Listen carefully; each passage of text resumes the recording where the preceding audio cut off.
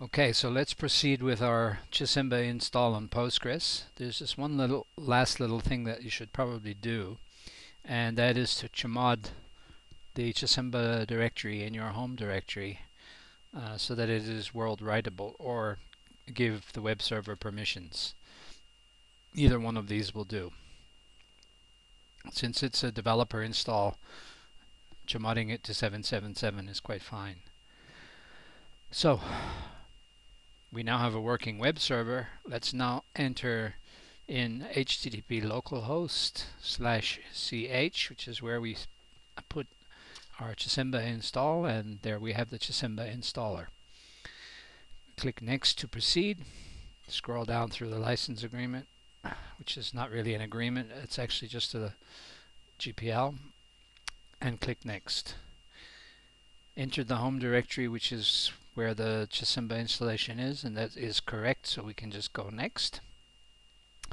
You see that it couldn't find some directories, but it created them anyway. That's fine. We can go ahead. We can go ahead to the next step. So it's been set to var www.ch for the system root. We can now go ahead and do our installation Chisimba on Postgres.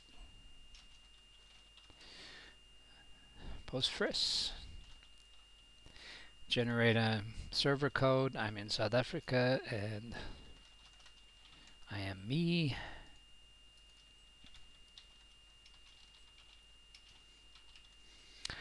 My email address.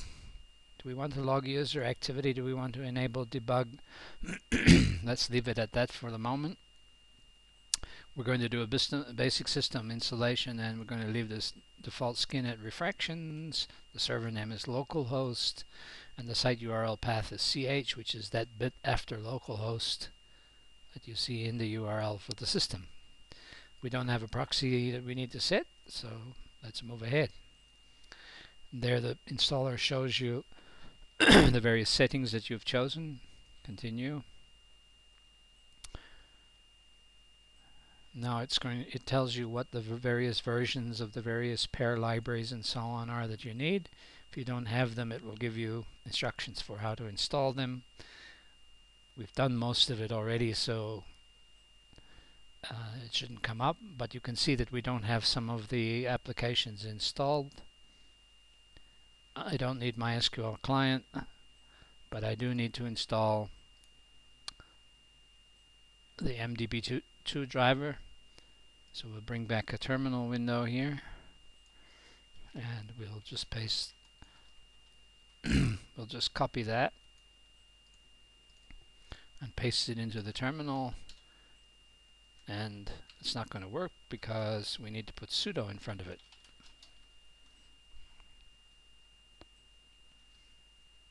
That will now go off and fetch the MDB2 driver and install it. And there we go. That's done. It also wants MDB2 schema, so we'll copy that, paste it into the terminal, put sudo in front of it,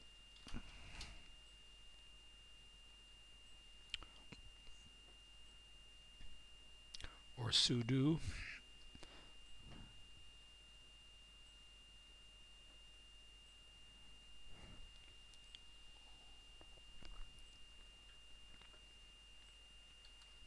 And there we go, we've installed that one. What else are we missing? We need config. So we do exactly the same thing again and paste it in here.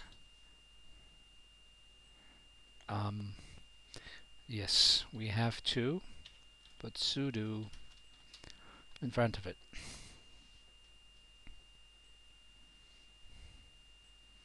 There we go. What else are we missing? We need log. So we will install that one. Put sudo in front of it.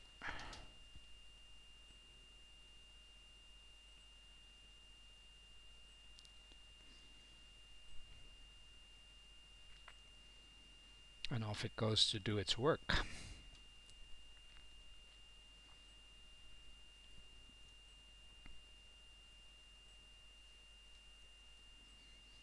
Okay, that's done. What else are we missing? We need the PostgreSQL driver for pair.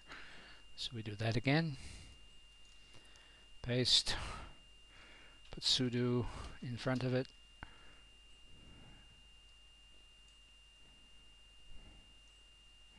And now we are in business, I hope. So we go next. Now you can see we don't have MySQL client installed, but that's fine. We're not using MySQL at this point. So we go next. Database type is Postgres, SQL. So the location is localhost. The username is Postgres. And the password, remember we set to dog, cat.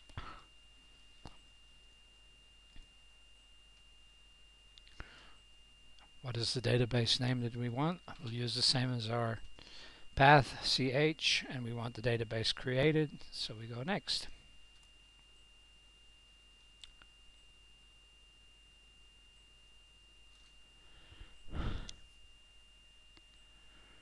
Okay, so we see that it is successfully connected. We go next. That's it. From now on, it's all going to happen. And there you see the various settings that we've saved. You could save that if you wanted to. And we go next. Now it's going to create the database tables.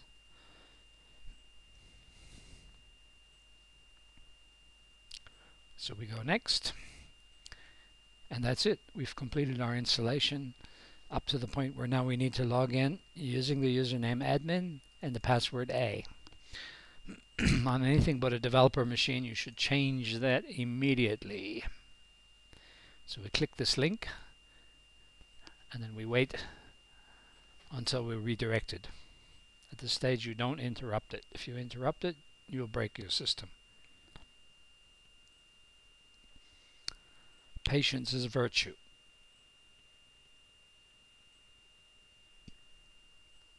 Momentarily is relative.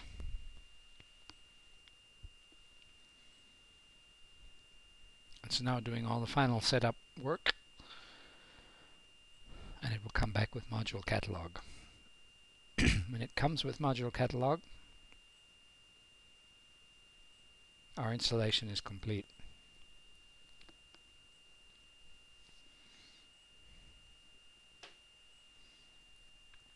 That's it. Our installation of Chisimba is now complete. We now have a working installation using not particularly wonderful, but okay, refraction skin.